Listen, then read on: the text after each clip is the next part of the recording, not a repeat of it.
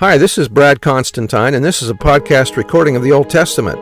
Although this is not an official recording of the Church of Jesus Christ of Latter-day Saints, every effort's been made to be as doctrinally accurate as possible.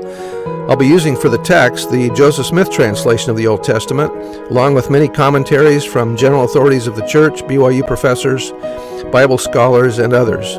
This format will be very detailed, and so if you want a deep analysis of the Old Testament, you come to the right place. Thanks for your attendance.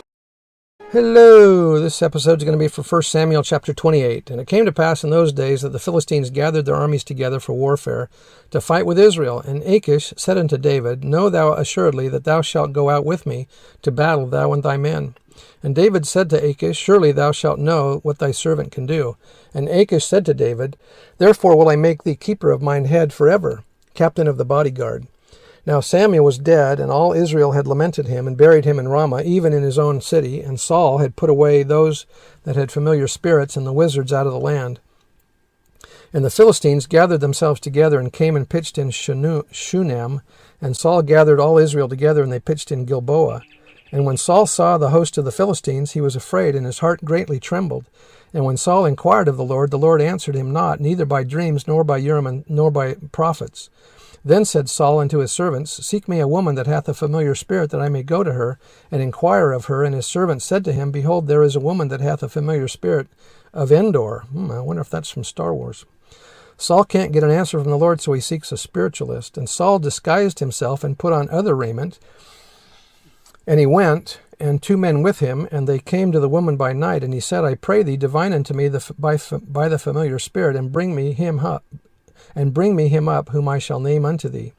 And the woman said unto him, Behold, thou knowest what Saul hath done, how he hath cut off those that have familiar spirits and the wizards out of the land. Wherefore then layest thou a snare for my life, to cause me to die, also who hath not a familiar spirit?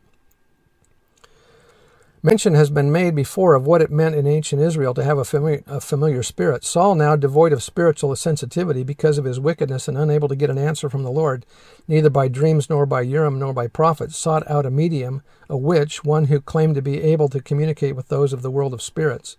It was the act of a desperate man. Those religionists who attempt and frequently attain communion, as they suppose, with departed spirits, are called spiritualists. Their doctrine and belief that mediums and other mortals can actually hold intercourse with the spirits of the dead is called spiritualism. Such communion, if and when it occurs, is manifest by means of physical phenomena, such as so-called spirit rappings, or during abnormal mental states, such as in trances. These communions are commonly arranged and shown forth through the instrumentality of mediums. No matter how sincerely mediums may be deceived into thinking they are following a divinely approved pattern, they are in fact turning to an evil source. For the living to hear from the dead, those who are truly spiritually inclined know this by personal revelation from the true spirit. Further, the information revealed from spirits through mediums is not according to the law and to the testimony. In ancient Israel, spiritualistic practices were punishable by death. A man also or woman that hath a familiar spirit, or that is a wizard, shall surely be put to death. And that's in Leviticus and Exodus. That was from Mormon Doctrine by Bruce R. McConkie. Verse 10, And Saul sware to her by the Lord, saying, As the Lord liveth, there shall no punishment happen to thee for this thing. Then said the woman, The word of whom shall I bring up unto thee? And he said, Bring me up the word of Samuel. And when the woman saw the words of Samuel, she cried with a loud voice. And the woman spake to Saul, saying, Why hast thou deceived me? For thou art Saul. And the king said unto her, Be not afraid for what thou sawest. For what sawest thou? And the woman said unto Saul, I saw the words of Samuel ascending out of the earth. And she said, I saw Samuel also. And he said unto her, What form is he of? And she said, I saw an old man. This cannot be a bona fide vision, for God brought about by a spiritualist medium. Coming up, covered with a mantle, and Saul perceived that it was Samuel, and he stooped his face to the ground and bowed himself. And these are the words of Samuel unto Saul, Why hast thou disquieted me to bring me up? And Saul answered, I am sore distressed, for the Philistines make war against me, and God is departed from me, and answereth me no more, neither by prophets nor by dreams. Therefore I have called thee, that thou mayest make known unto me what I shall do. Remember that if this was a true spirit from Samuel, that he is in the spirit world, and that he's about his business and doesn't need to be called by a medium back to do anything. He has his agency, and he would not do this. This is not according to God. Then said Samuel, wherefore, not really Samuel, but the medium is using him. Wherefore then dost thou ask of me, seeing the Lord is departed from thee, and is become thine enemy? And the Lord hath done to him as he spake by me. For the Lord hath rent the kingdom out of thine hand, and given it to thy neighbor, even to David. Because thou obeyest not the voice of the Lord, nor executest his fierce wrath upon Amalek, therefore hath the Lord done this thing unto thee this day. Moreover, the Lord will also deliver Israel with thee into the hand of the Philistines, and tomorrow shalt thou and thy sons be with me. The Lord also shall deliver the host of Israel into the hand of the Philistines. Then Saul fell straightway all along on the earth, or collapsed, and was sore afraid because of the words of Samuel. And there was no strength in him, for he hath eaten no bread all the day, nor all the night. So Samuel is having a few problems here, physical problems, that he's fainted, by the way, here, and because of what's been said. The witch of Endor, instead of being a prophetess of the Lord, was a woman who practiced necromancy, that is, communication or pretended communication with the spirits of the dead. But she was led by a familiar spirit. In other words, she was a spiritual medium, similar to those modern professors of the art who claim to be under the control of some departed notable, and through him or her to be able to communicate with the dead. It should be observed that in the seance with the king of Israel, Saul did not see Samuel or anybody but the medium or witch. She declared that she saw an old man coming up and that he was covered with a mantle. It was she who told Saul what Samuel was purported to have said. Saul perceived that it was Samuel, though through what the witch stated to him. The conversation that ensued between Samuel and Saul was conducted through the medium. All of this could have taken place entirely without the presence of the prophet Samuel. The woman, under the influence of her familiar spirit, could have given to Saul the message supposed to have come from Samuel, in the same way that messages from the dead are pretended to be given to the living by spiritual mediums of the latter days, who, as in the case under consideration, performed their work at night or under cover of darkness. It is beyond rational belief that such persons could at any period in ancient or modern times invoke the spirits of departed servants or handmaidens of the Lord. They are not at the beck and call of witches, wizards, diviners, or necromancers. Pitiable indeed would be the condition of spirits in paradise if they were under any such control.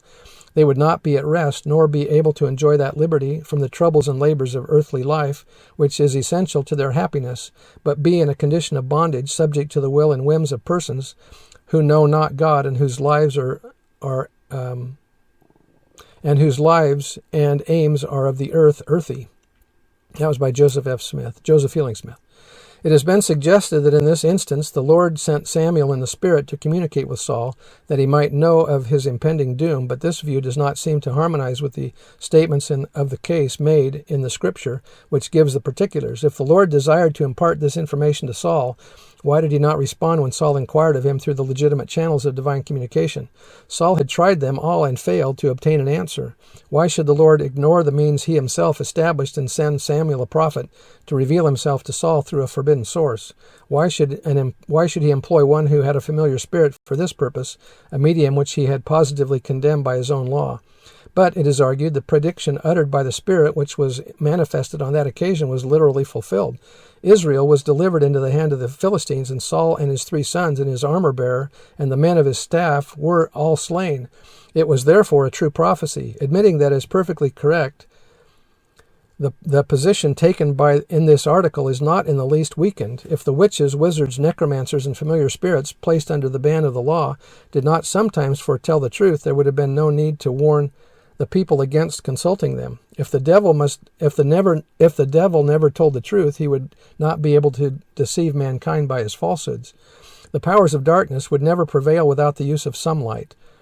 A little truth mixed with plausible error is one of the means by which they lead mankind astray.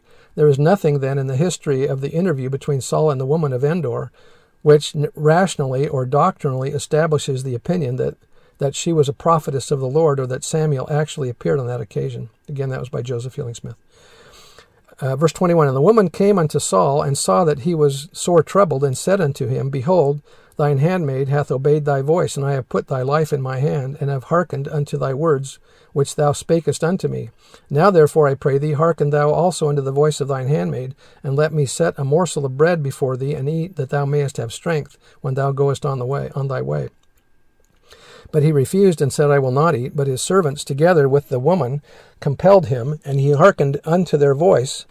So he arose from the earth and sat upon the bed. And the woman had a fat calf in the house, and she hasted and killed it, and took flour and kneaded it, and did bake unleavened bread thereof. And she brought it before Saul and before his servants, and they did eat. And then they arose up and went away that night. So that's the end of the chapter. And I hope you've understood a little bit about wizards and stuff like that. Anyway, see you later. Next time. Bye.